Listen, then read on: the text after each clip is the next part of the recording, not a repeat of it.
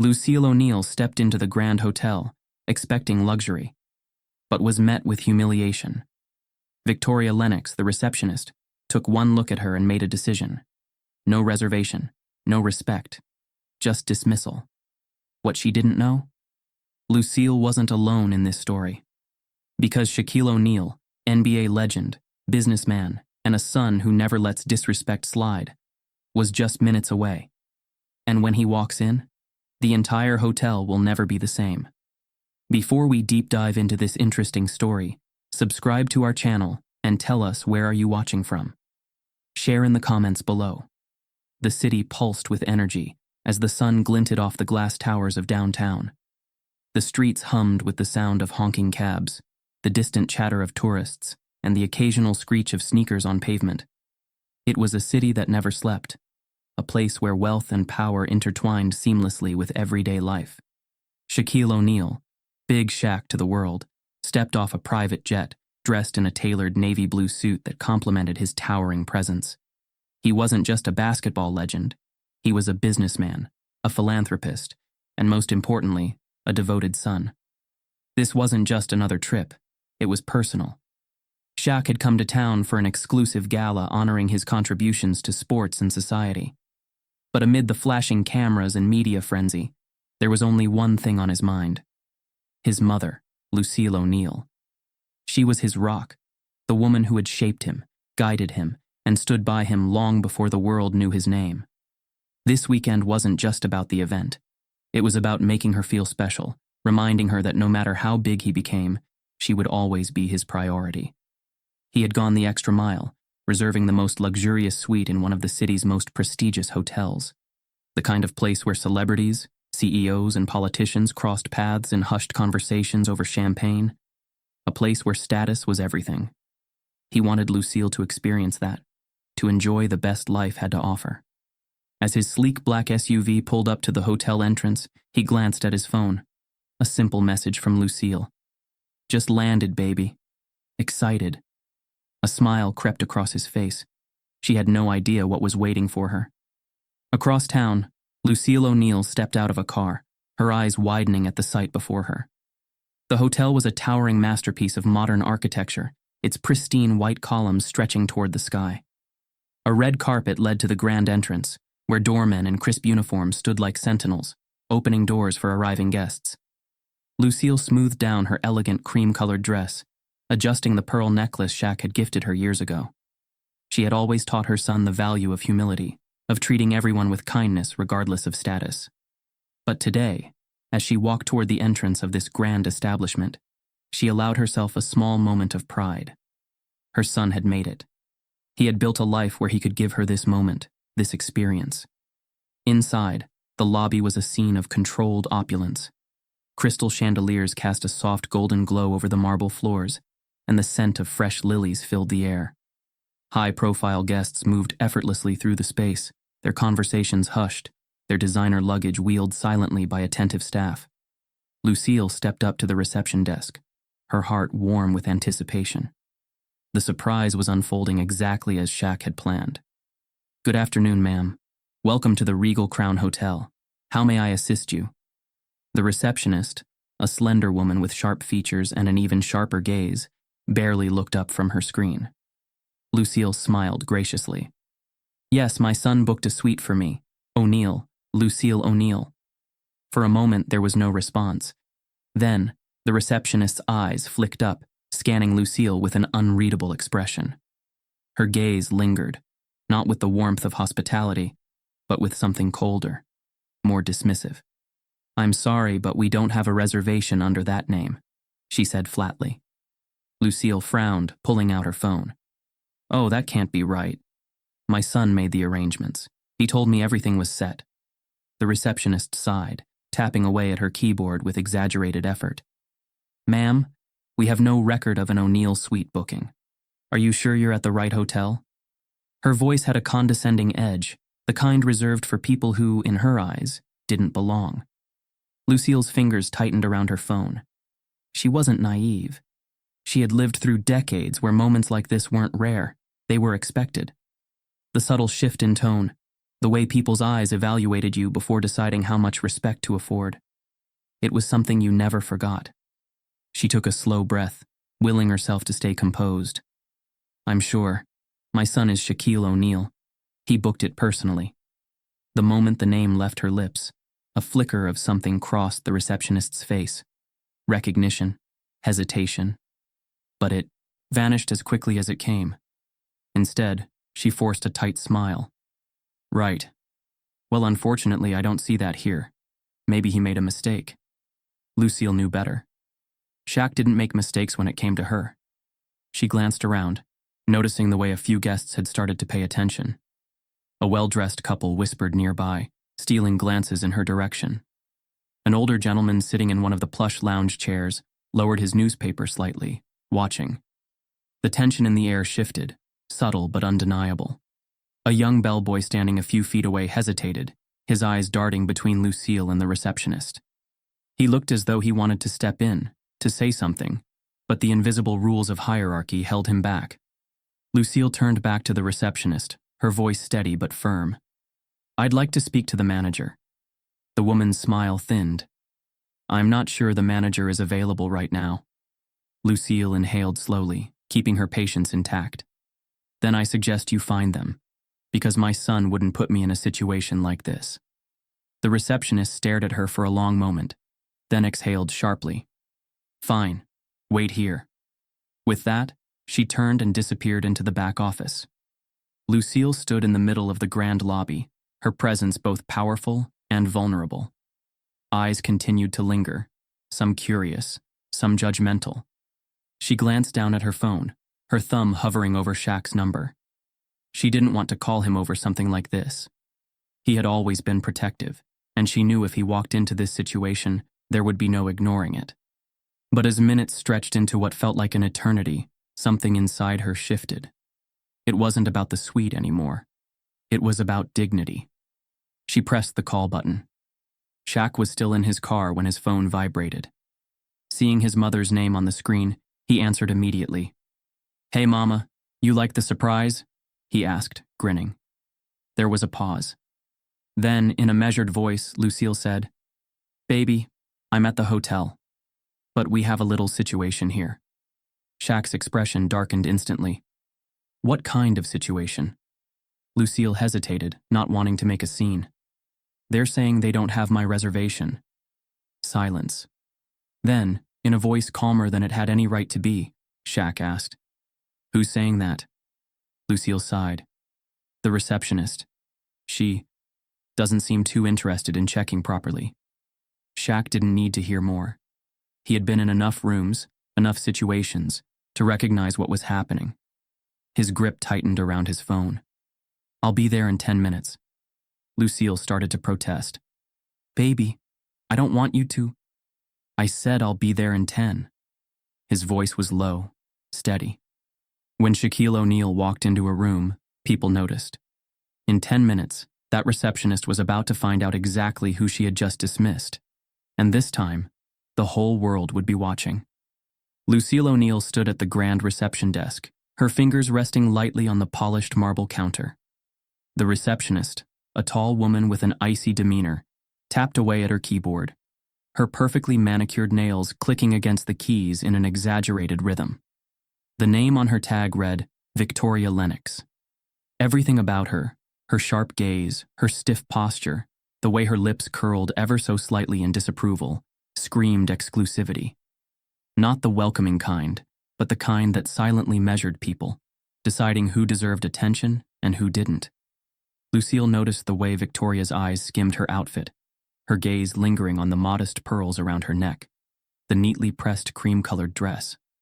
There was nothing loud or ostentatious about her, yet the silent evaluation was clear. You don't belong here.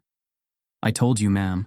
There's no reservation under the name Lucille O'Neal, Victoria repeated, her voice tinged with forced patience, as if speaking to someone who simply didn't understand how things worked. Lucille met her gaze evenly. My son, Shaquille O'Neal, made the reservation. He told me everything was set. Victoria's brows lifted slightly, but not in recognition, more in disbelief. Your son? Lucille nodded. Yes, My son. For the briefest moment, Victoria hesitated, a flicker of something unreadable crossing her face. Then, just as quickly, her expression hardened again. I'm sorry, but we don't have that name in our system. Perhaps you're at the wrong hotel. Lucille let out a measured breath, keeping her composure.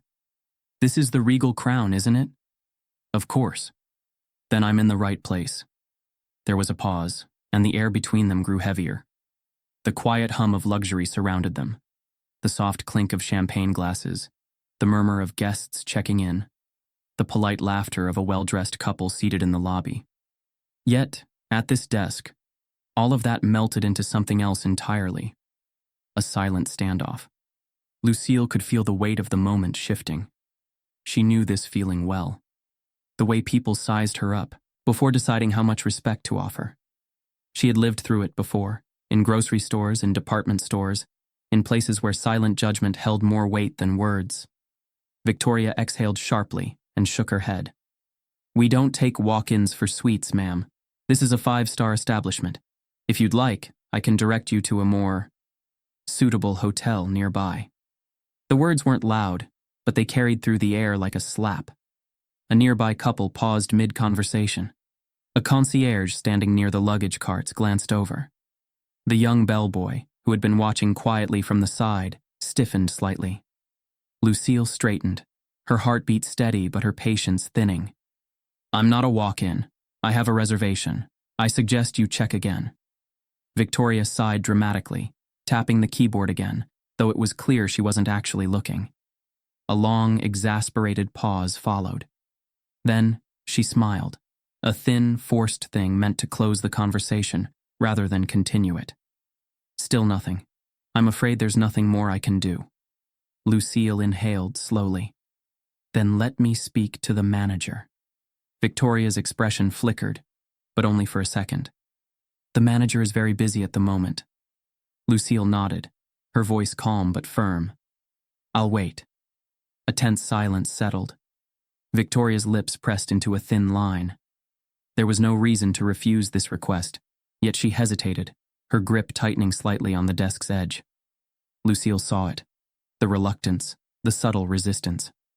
And then, in a move so swift it could have been missed, Victoria's eyes flicked toward the security desk. Lucille followed the glance and saw them. 2 uniformed security personnel standing near the entrance, their posture relaxed but their eyes alert. One of them, a tall man with a shaved head, nodded slightly in acknowledgement as Victoria gave him a barely perceptible signal. The realization settled over Lucille like a slow wave. She's calling security. For me. She took a steady breath, willing herself not to react, not yet. Instead, she held her ground, lifting her chin slightly. Did you just signal for security? She asked, her voice controlled but laced with quiet authority. Victoria blinked, her expression a mask of innocence. Of course not. I was just ensuring everything is in order. Lucille's gaze didn't waver. That's interesting, because I haven't raised my voice. I haven't caused a scene. And yet somehow, you think I need to be handled. The words landed like a small but deliberate earthquake. Nearby, the bellboy shifted uncomfortably, casting a nervous glance at Victoria. A woman seated in the lounge area slowly set down her coffee, her gaze now fully on the unfolding interaction. Victoria's smile stayed in place, but her eyes flashed with something colder. I'm simply following protocol, ma'am. Protocol? Lucille let the words settle between them. Tell me, what part of protocol involves dismissing a guest before properly checking their reservation? Another charged silence. Victoria opened her mouth, but before she could respond, a deep voice cut through the tension. Excuse me, is there a problem here? The hotel's assistant manager had approached. A younger man in his mid-30s, his polished name tag reading Daniel Foster. He was impeccably dressed in a tailored navy blue suit, but there was something in his posture, something uncertain. He had clearly noticed the tension from across the room and had decided to intervene. Victoria turned to him, her expression shifting into something more composed. Oh, no problem at all, Daniel. This guest was just confused about her reservation. It seems there was a misunderstanding. Lucille's eyes narrowed slightly. Misunderstanding, a convenient word. Daniel glanced at Lucille, taking in her composed but firm stance, the way her fingers rested deliberately on her phone screen. She wasn't flustered. She wasn't angry. She was simply waiting. He hesitated, then cleared his throat. "Ma'am, may I ask the name on the reservation?" Lucille met his gaze directly. Lucille O'Neal. The name hit like a slow-moving realization. Daniel's brow furrowed, then lifted slightly. "O'Neal, as in..." "Shaquille O'Neal," Lucille finished, watching him carefully. "My son." For the first time, real recognition dawned. Daniel's posture shifted, stiffening slightly, as if an invisible weight had just landed on his shoulders. He turned to Victoria, a subtle frown creasing his forehead. "Victoria, did you check properly?" Victoria hesitated, but the damage was already done. The shift in Daniel's demeanor told her everything. He nodded slowly, his jaw tightening before turning back to Lucille. "Ma'am, please excuse any misunderstanding. Let me personally check this for you." Lucille didn't move. "I'd appreciate that." Daniel motioned to the computer, and as he began typing, Victoria took a half step back, her fingers curling into her palm. The lobby was now completely silent. Conversations had paused, and all eyes were subtly, or not so subtly, on them. The moment was teetering on an edge. Lucille didn't have to look to know her phone was vibrating. She already knew who it was. Shaq had arrived, and the moment he walked through those doors, everything would change. The grand lobby of the Regal Crown Hotel had fallen into an uneasy hush. The luxurious ambiance, the distant clinking of glasses, the soft notes of a piano from the lounge, the low murmurs of hushed conversations, now felt forced, like a carefully curated illusion on the verge of cracking. Lucille O'Neal stood at the reception desk, her expression composed, yet unmistakably wounded. Across from her, the receptionist, Victoria Lennox, maintained a polite but icy smile, her posture rigid with unspoken authority. It was a standoff that no one dared interrupt, though the tension in the air was palpable. All around them, silent witnesses watched.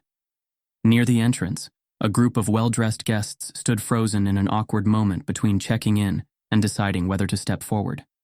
A middle-aged man in a tailored gray suit cast a quick glance toward the reception desk before looking away, adjusting the cuffs of his sleeves as if the confrontation didn't concern him. Beside him, a woman in a sleek black dress whispered something to her husband, her brows furrowed in unease. Further back, a concierge in a pristine white uniform shifted uncomfortably.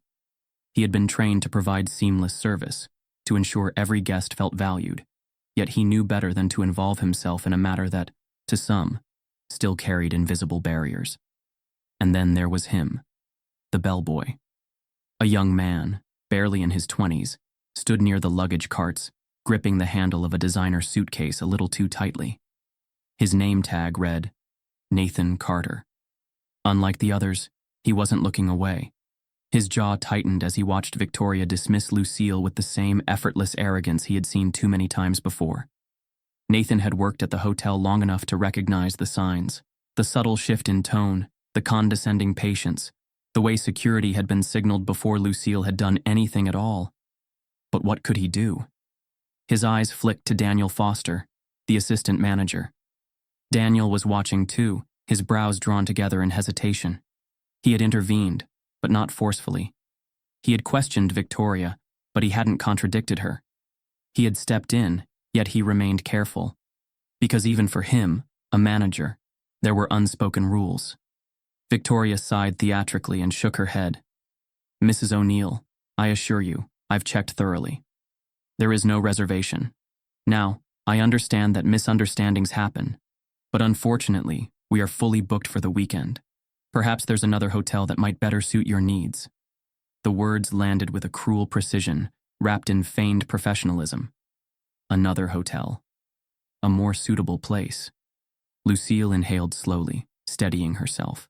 She had endured worse in her lifetime, but that didn't mean it hurt any less. Nathan clenched his jaw. He wanted to step in, to say something. But what could he say that wouldn't cost him his job? He had seen people let go for less. He had bills to pay, a mother at home who depended on him. His silence wasn't out of indifference. It was out of fear. But fear tasted bitter when it meant watching injustice unfold. Lucille nodded, her voice soft but firm. I see. She turned away from the desk, her heels clicking against the polished floor as she stepped aside. The guests watching quickly pretended to be interested in something else. The couple in the lounge suddenly found their drinks fascinating. The man in the suit glanced down at his phone. Everyone had been watching, yet no one wanted to see. Lucille reached into her purse, pulled out her phone, and pressed a familiar number. The line rang twice before she heard her son's deep voice. Hey, Mama. Lucille closed her eyes briefly, gathering herself. Baby, I need you to come here. A brief silence. Then, a quiet shift in Shaq's tone. Where are you? At the hotel, she said. But there's a situation. A pause. Not long, but heavy. Then, in a voice so steady it carried an unspoken promise, Shaq said, I'm on my way. Lucille lowered her phone, exhaling. She wasn't the kind of woman to call her son over small inconveniences. But this wasn't just about a missing reservation. This was about dignity. Nathan swallowed hard, watching her. He glanced at Victoria, whose expression remained neutral, perhaps even smug. She thought she had won. He had no idea who Lucille's son was, but he had a feeling Victoria was about to find out, and something told him she wouldn't like the answer. The glass doors of the Regal Crown Hotel glided open with a silent whoosh, and in stepped Shaquille O'Neal. The energy in the lobby shifted in an instant. Conversations paused mid-sentence. The soft tinkling of piano keys from the lounge faltered, as the musician, along with nearly everyone else in the room, turned their gaze toward the towering figure now standing at the entrance. At 7 feet, 1 inch, Shaq wasn't just a presence. He was a force. Dressed in a tailored charcoal gray suit with a crisp black shirt underneath, he exuded effortless authority. He didn't need to raise his voice. He didn't need to demand attention. It was given to him the moment he stepped into a room. His sharp eyes swept across the lobby, searching. Then he found her. Lucille stood a few feet away from the reception desk, her posture composed but unmistakably weary. She hadn't told him everything over the phone, but she didn't need to. Shaq knew his mother. He knew the look she had on her face, the quiet dignity she carried even when she had every reason to be upset. His jaw tightened. A few feet away, Victoria Lennox, who had been so confident, so dismissive just moments ago, suddenly looked as though she had swallowed glass. She knew who he was. Of course she did. Everyone did. But what she hadn't known, what she hadn't considered, was that this woman, the one she had just humiliated, was his mother. And now, there was nowhere to hide. Shaq walked forward with an unhurried pace, his polished dress shoes clicking against the marble floor. The weight of his presence seemed to press down on the entire lobby. A hush fell over the guests, their curiosity burning beneath a thin veil of politeness. Nathan, the young bellboy, took a step back, his heart pounding. He had seen celebrities before, but this was something different. This wasn't a meet and greet. This was a reckoning.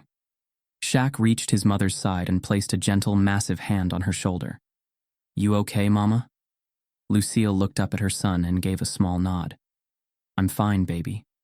But Shaq knew better. He turned, his gaze locking onto Victoria. She straightened instinctively, her professional mask slipping for just a fraction of a second. Who's in charge here? Shaq's voice was calm, but the weight of the question was anything but. Daniel Foster, the assistant manager who had been standing stiffly nearby, quickly stepped forward. Mr. O'Neal, Shaq cut him a glance, but his expression didn't shift. I wasn't asking you. Daniel hesitated, then took a step back. The entire room seemed to shrink under the weight of the moment. Shaq turned back to Victoria, his eyes steady.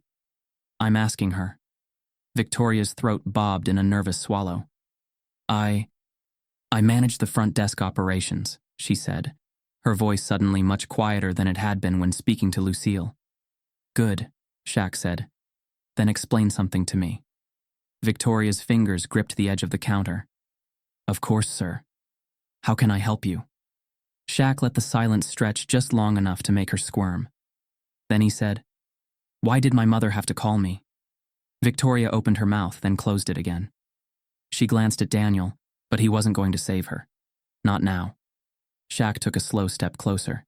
He didn't need to loom over her. He already did. See, my mother doesn't call me over small things. She doesn't like to make a fuss, which tells me whatever happened here wasn't small. Victoria forced a tight smile. Mr. O'Neal, there must have been some sort of misunderstanding. Shaq finished for her. His voice didn't rise, but the word cut through the air like a blade. Victoria paled. Yes. Perhaps there was a mistake in the system. I was simply following procedure. Shaq studied her for a long moment. Then he turned, glancing at the guests who had been watching in silence. You hear that? He said, his voice carrying across the lobby. She was following procedure. The words hung there, daring anyone to challenge them. The guests looked away. Some shifted awkwardly. Others, the ones who had seen everything, held Shaq's gaze for just a second longer before lowering their heads, because they all knew. This wasn't procedure. This was something else entirely. Shaq turned back to Victoria. Let me ask you something. If my mother had walked in here wearing a designer dress with cameras following her, would you have treated her the same way? Victoria's lips parted, but no words came. Would you have called security? Shaq asked, his voice quieter now, but sharper. Victoria swallowed hard. Sir, I assure you I'm not looking for an assurance, Shaq interrupted. I'm looking for an answer. The silence that followed was deafening. Victoria's breathing had turned shallow.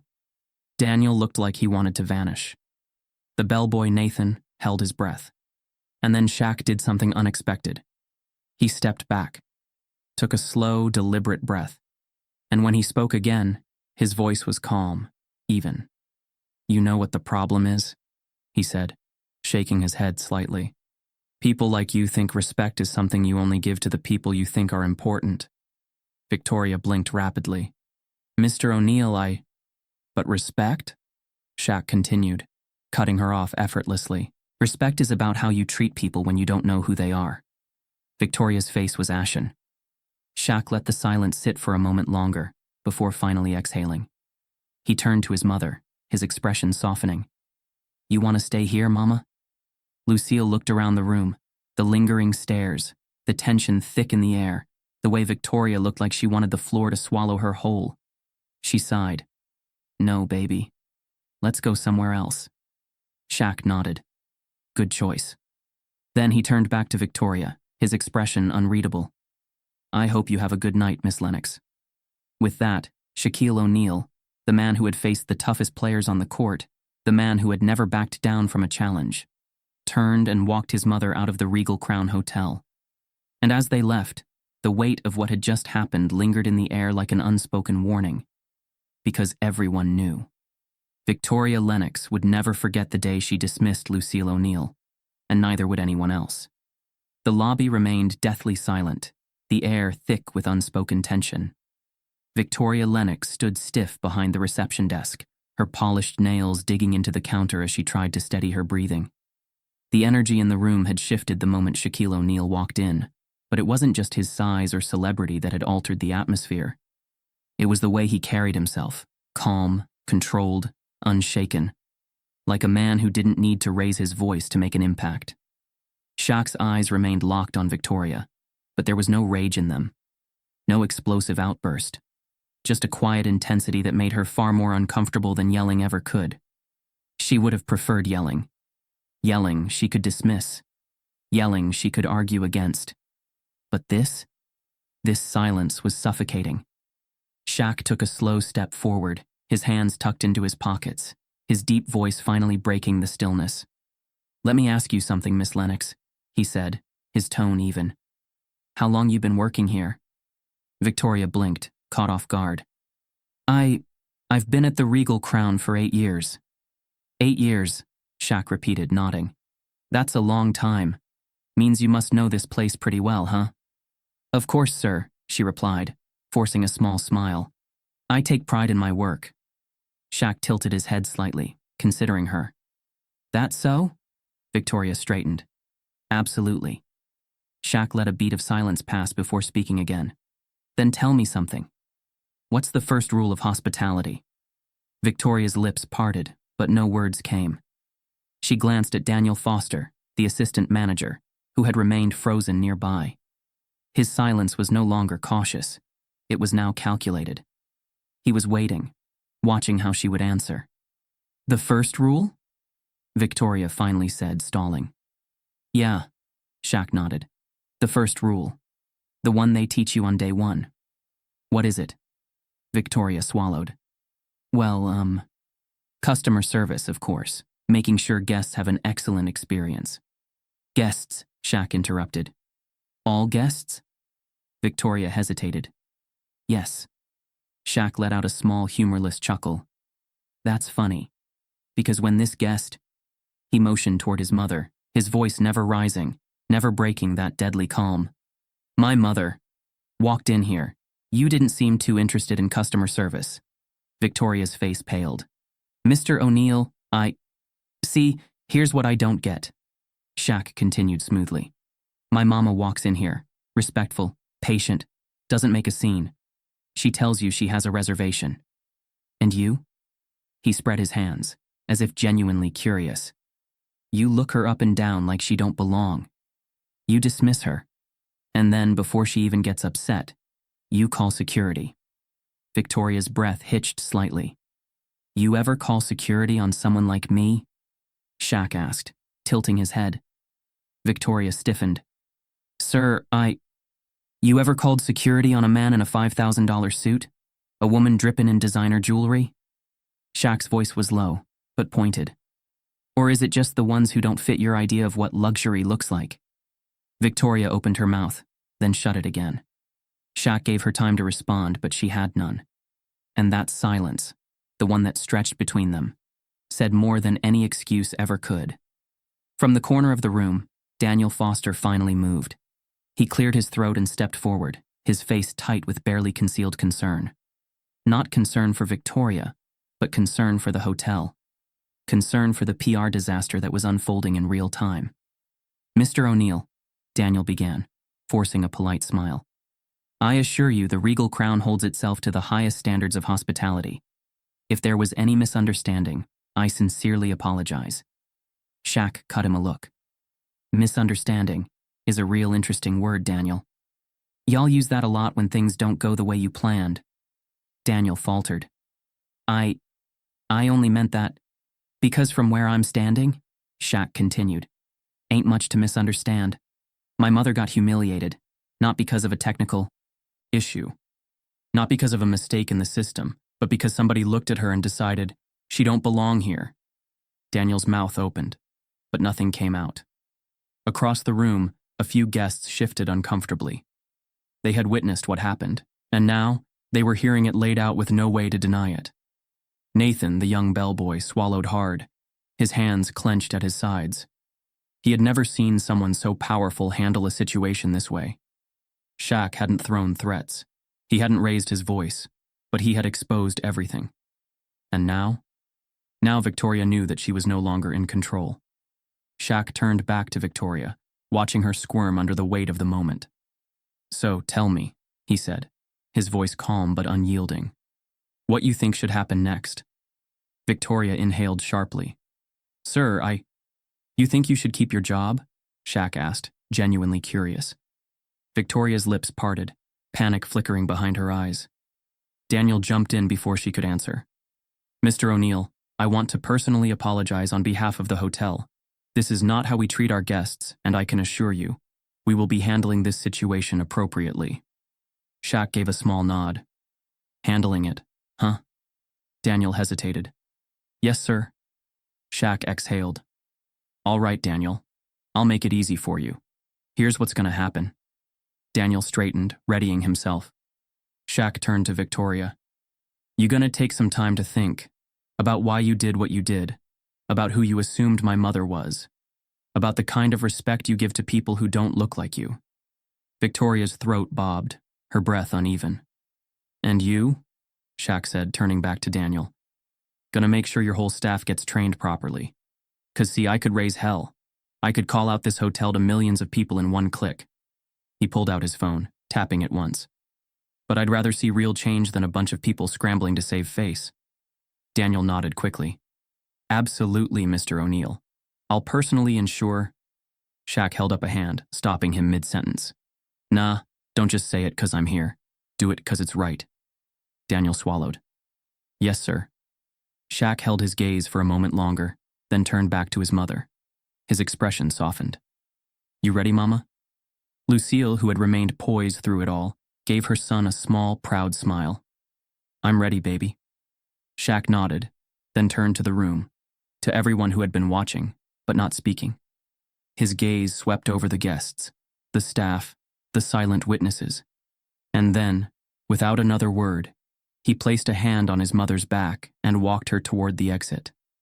The glass doors slid open, and as they stepped into the crisp evening air, the weight of the moment settled on everyone left behind. Inside, Victoria stood frozen. Daniel wiped a nervous hand down his face. And Nathan? Nathan let out a slow breath, a hint of something resembling hope flickering in his chest. Because tonight, for once, the right person had won. As Shaquille O'Neal turned to leave, the tension in the lobby remained thick, suffocating. No one dared to speak. No one dared to move. Victoria Lennox, the once composed receptionist, stood frozen, her knuckles white against the polished marble counter. The weight of her actions had finally settled on her shoulders, and for the first time since the confrontation began, real fear flickered in her eyes. Then, from across the room, a voice cut through the silence. I wouldn't leave just yet, Shaq. Heads turned as a tall, distinguished man stepped forward. Dressed in a crisp navy blue suit with an unmistakable air of authority, he walked toward the reception desk with an effortless confidence that rivaled Shaq's own. He wasn't just another guest. He was someone important, the kind of person who carried influence not with volume, but with presence. Victoria's breath hitched the moment she recognized him. No. The man stopped beside Shaq, offering a knowing smile. You always had a way of walking away right before things get interesting, my friend. Shaq's brows lifted slightly before a grin tugged at the corner of his lips. Jonathan Sterling, he said, extending a hand. Didn't know you were in town. Jonathan Sterling, a billionaire real estate investor, philanthropist, and a longtime friend of Shaq. A man whose name carried weight in every high-profile business circle, and, most importantly, the owner of multiple five-star hotels across the country. Jonathan shook Shaq's hand firmly before turning to Daniel Foster, the assistant manager who now looked as though he was wishing for a fire alarm to go off and end this nightmare. Daniel, Jonathan said smoothly, imagine my surprise when I check into one of my favorite hotels, only to witness one of the worst displays of customer service I've ever seen. Daniel swallowed hard. Mr. Sterling, I assure you, this was an isolated incident. We at the Regal Crown. Jonathan held up a hand, silencing him effortlessly. Spare me the corporate speech, Daniel. I've been in this business too long to fall for rehearsed damage control. He turned his gaze to Victoria, who suddenly found herself shrinking under his scrutiny. You, he said, his voice even but piercing. What's your name? Victoria hesitated before forcing out. Victoria Lennox, sir. Jonathan tilted his head. Lennox. That sounds familiar. Victoria's lips pressed into a thin line. I've been with the hotel for 8 years. Jonathan hummed as if piecing something together. That's right, 8 years. He turned slightly, glancing toward Daniel. Tell me, Daniel, has Miss Lennox always been selective with the guests she deems worthy of respect? Daniel hesitated for a fraction of a second too long. And that second? That was all the answer Jonathan needed. A murmur rippled through the room. The guests, the silent witnesses, the staff, they all saw it. Victoria's carefully constructed mask cracked. Sir, I was just following standard protocol. Jonathan arched a brow. Were you? Victoria nodded quickly, seizing the lifeline. Absolutely. I didn't recognize Mrs. O'Neal's name in the system, and as a precaution, I followed procedure to ensure. To ensure what, exactly? Jonathan interjected, his voice still eerily calm. That a polite, well-dressed woman standing at the front desk of a hotel, one she had a confirmed reservation for, was a threat. Victoria's throat bobbed. I never said she was a threat. But you treated her like one. Victoria flinched. I was just... Jonathan sighed and turned back to Daniel. Tell me something, Daniel. How many complaints has this hotel received about Miss Lennox? Daniel visibly stiffened. His gaze darted to Victoria, then back to Jonathan. I don't have that information on hand, sir. Jonathan smirked. Don't you? Daniel hesitated. Then, under the weight of the moment, he exhaled in quiet defeat. There have been... a few. Victoria snapped her head toward him. Daniel? But Daniel wouldn't look at her. Jonathan's gaze sharpened. A few? Daniel hesitated again before muttering. Several. A collective inhale spread through the crowd. Victoria's composure shattered. That's not fair, she blurted. I have always upheld the highest standard of professionalism. If people felt slighted, that's their perception, not my intent. Shaq, who had remained quiet, finally turned back to her.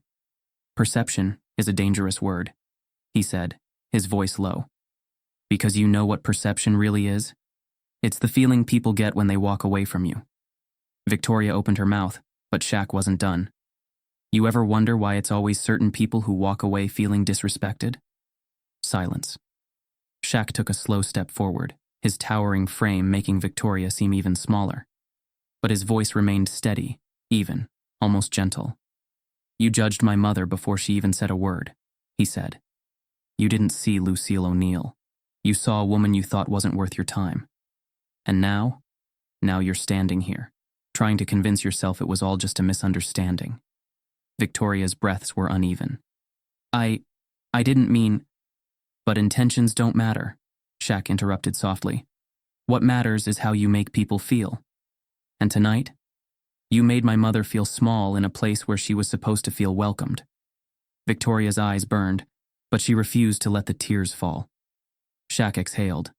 Look, I'm not here to ruin your career. I don't need to see you lose your job.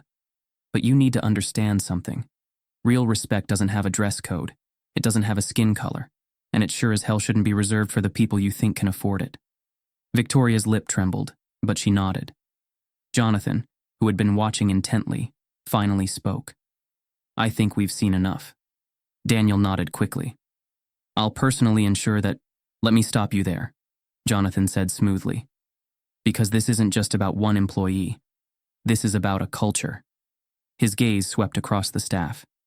Every person who stood by and watched this happen, every person who saw something wrong and said nothing, you're just as much a part of the problem. A deep silence settled over the room.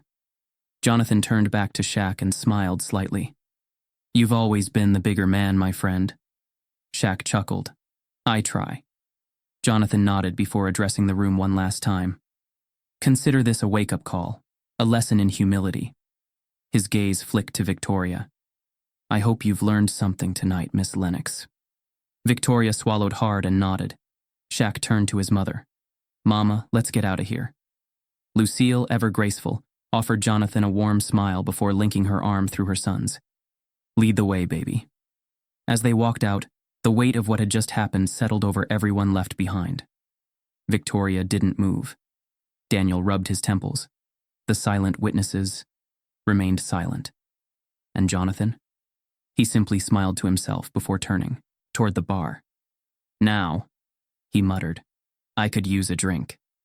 The tension in the lobby refused to fade. Even as Shaquille O'Neal and his mother stood near the entrance, their presence still commanded the attention of everyone in the room.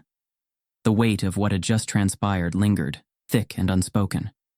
Victoria Lennox stood motionless behind the reception desk, her face pale, her hands gripping the counter as if it was the only thing keeping her upright. Moments ago, she had been the one in control, dictating who was worthy of service. Now, she was the one being judged. The silent witnesses, guests, staff, even her own manager, had turned their eyes on her. And Shaq? He could see it, the fear, the shame, the growing realization that she had miscalculated in the worst way possible. It would be so easy to demand her firing. With a single word, he could ensure she never worked in hospitality again. One tweet, and her name would be dragged across the internet, labeled forever. But Shaq had never been that kind of man. He took a slow breath, letting the silence stretch before finally speaking. His deep voice, steady and measured, carried across the room. "I ain't here to take nobody's job." The statement landed like a shockwave. A murmur rippled through the crowd. Even Victoria looked up, eyes wide with disbelief. Daniel Foster, the assistant manager, stiffened. "Mr. O'Neal, Shaq lifted a hand, silencing him effortlessly. "Firing her? That'd be too easy. It don't fix the problem. Just makes it disappear for a little while." His gaze flicked back to Victoria, pinning her in place. "You think if you lose this job, that's the end of it? You'll move on, find another front desk somewhere else, and start fresh. But what happens when the next person who don't fit your idea of belonging walks in?" Victoria swallowed, but she said nothing. Shaq nodded. "Exactly." Lucille, who had been quiet until now, finally spoke. Her voice was soft, but firm. "I didn't come here looking for trouble. I came here excited to stay in a place my son picked out for me. And instead, I was made to feel like I didn't deserve to be here." She shook her head, sadness flickering in her eyes. "You don't just take someone's dignity like that and walk away unchanged." Shaq turned back to Daniel. "She don't need to lose her job. She needs to learn." Daniel hesitated. "Learn?" Shaq nodded. "I want her in sensitivity training. I want every single person on this staff trained on how to treat people like people. And I don't mean some lazy corporate seminar where y'all sit in a room for an hour pretending to take notes. I mean real training. The kind that makes people take a hard look at themselves." The room fell silent. No one had expected this. Daniel exhaled slowly, glancing at Victoria. "Miss Lennox," he said carefully, "do you understand what's being offered here?" Victoria clenched her jaw. The weight of humiliation burned deep, and Shaq could see it. This wasn't just about the training. This was about pride.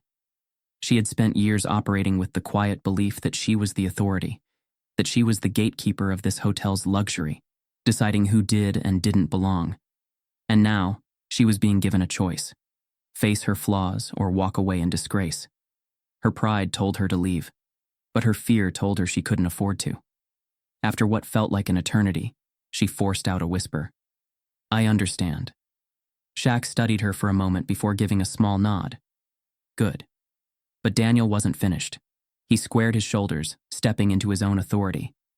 "And understand this, Miss Lennox. This isn't optional." His voice was sharp now, decisive. "You will complete the training, and if I hear of one more complaint like this, you won't just lose your job. You'll never work in hospitality again. Do I make myself clear?" Victoria flinched. Her face burned red, but she nodded. "Yes, sir." Daniel exhaled, then turned back to Shaq. "Mr. O'Neal, on behalf of the Regal Crown, I sincerely apologize for everything that happened tonight. I will personally oversee these changes." Shaq studied him, then nodded. "I'll hold you to that." Daniel swallowed. He knew that wasn't just a figure of speech. Shaq could hold him to it. Shaq turned back to Victoria one last time. She had barely moved, her entire body rigid. He could see the storm of emotions behind her eyes: anger, humiliation, shame. But he also saw something else. A crack in the wall. A chance to change. He leaned in slightly, his voice low enough that only she could hear. "You got a choice now," he said. "You can walk out of here bitter, act like you were the victim, or you can take this lesson, let it change you. Up to you." Victoria's breath hitched, but she didn't answer. Shaq gave her a small nod, then finally turned to his mother. "Come on, Mama. Let's go find a place where they actually want you there." Lucille smiled. "That sounds nice, baby." And with that, Shaquille O'Neal, NBA legend, businessman, and a son who would never let his mother be disrespected, walked her out of the Regal Crown Hotel. The heavy glass doors swung shut behind them. Inside, the lobby remained eerily silent. The guests, the staff, the silent witnesses, they all knew they had just watched something important. Victoria slowly sank into her chair behind the desk. She felt exposed, raw. Every assumption she had made about power and privilege had just been shattered by the very man she had tried to diminish. Her fingers trembled slightly as she reached for her name tag, running a thumb over the engraved letters. Victoria Lennox, front desk manager. For the first time in her career, she wasn't sure she deserved the title. She exhaled, staring down at her reflection in the polished marble counter. Maybe, just maybe, this wasn't the ending. Maybe it was the beginning. The hush in the lobby remained, heavy with everything that had just unfolded. Eyes followed Shaq and Lucille as they neared the grand entrance, but no one spoke. The weight of the moment lingered, pressing down on every guest, every staff member, every silent witness who had watched the situation unravel but had done nothing to stop it. But before Shaq could push open the glass doors, Lucille gently placed a hand on his arm. "Wait, baby," she said softly. Shaq turned to her, brow furrowed. "Mama, we don't have to stay here a second longer. Let's go." Lucille gave him a small, knowing smile. "I know, sweetheart, but just give me a moment." Shaq hesitated, then sighed and took a step back, letting his mother do what she always did best, turn pain into wisdom. She turned slowly, her gaze sweeping across the room, not with anger, not with resentment, but with a quiet strength that felt heavier than any shouted words. Her eyes landed on Victoria Lennox, who still stood behind the desk, shoulders stiff, hands clasped so tightly they trembled. Lucille exhaled, her voice gentle yet firm. "You know, I wasn't always someone who could walk into a place like this and expect to be treated with dignity." Victoria's eyes flickered with something unreadable, but she didn't respond. Lucille continued. "I grew up in a world where people like me weren't allowed in hotels like this.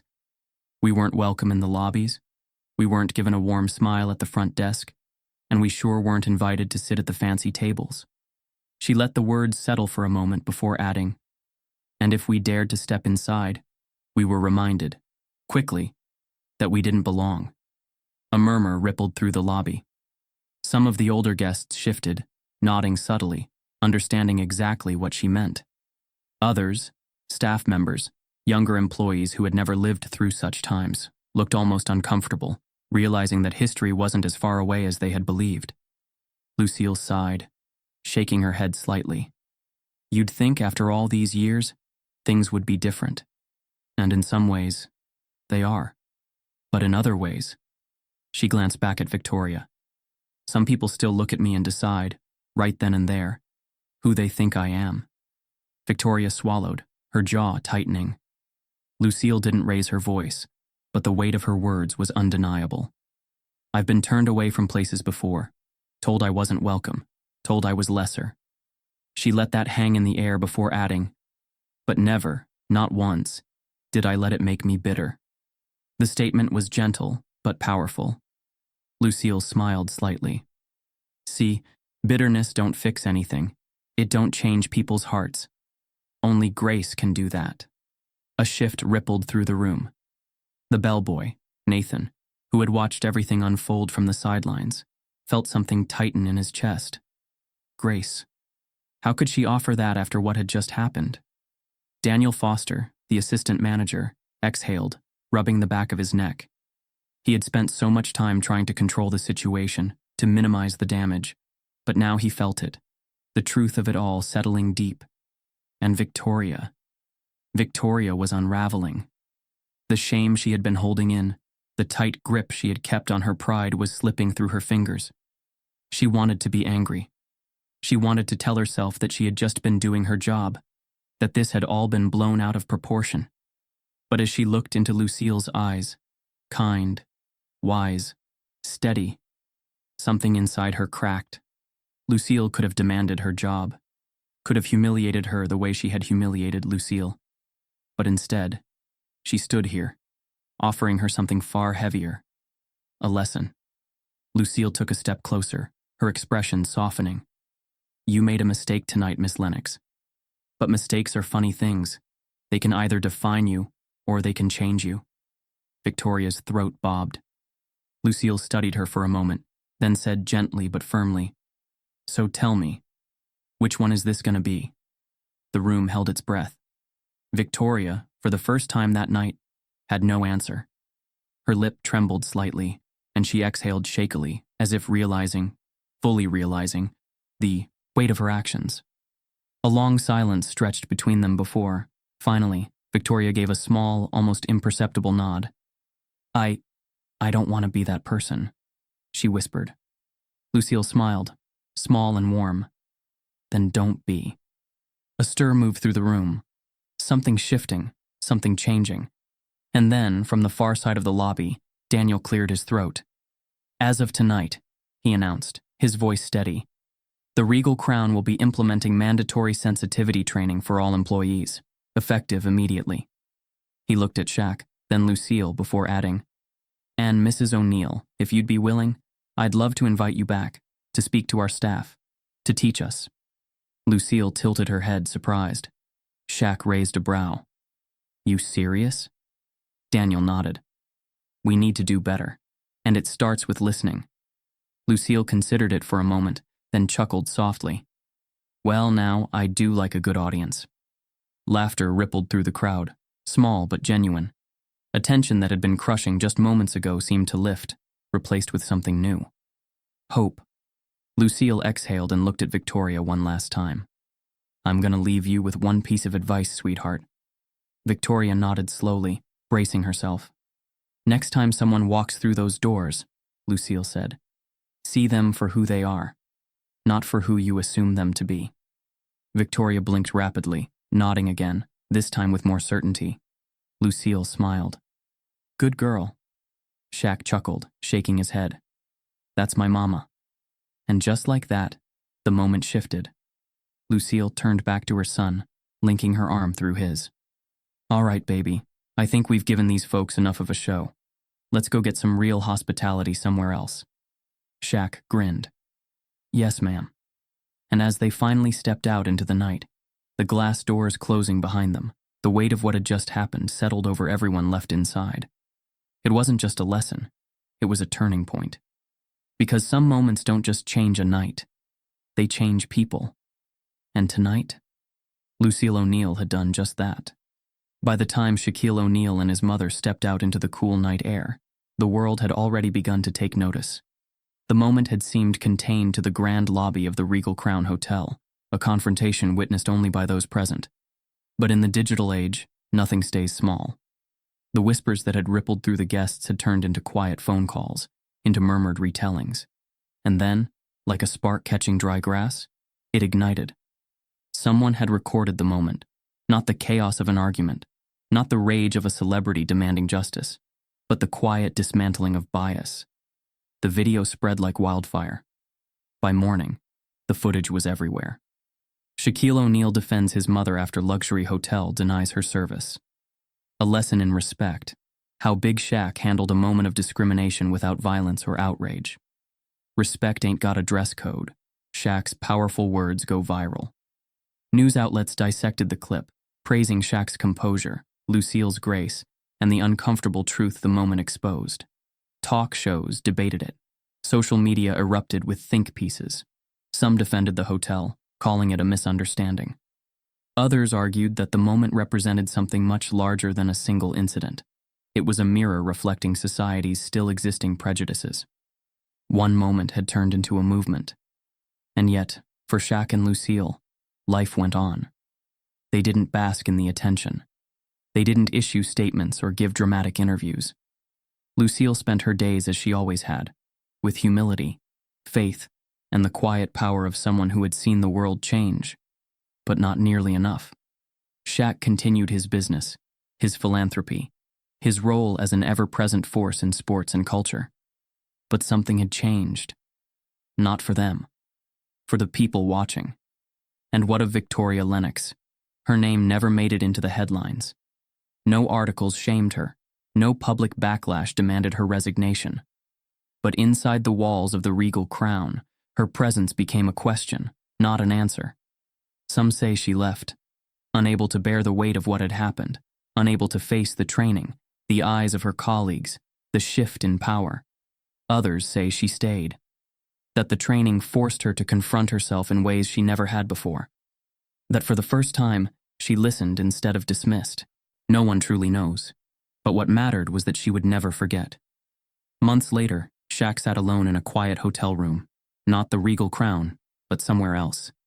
Somewhere that didn't hold memories of that night. The city lights flickered beyond the window, stretching endlessly.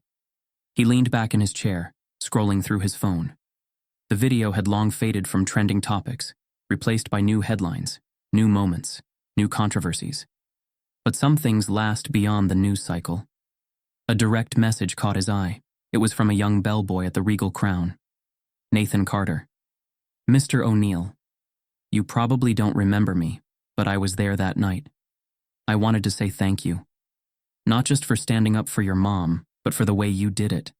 I've never seen someone handle something like that with so much control, so much power without needing to be loud. I've been thinking a lot since that night, about how many times I saw things that didn't sit right with me, but I stayed quiet because I was scared of losing my job. I don't want to be that kind of person anymore. I want to be someone who speaks up.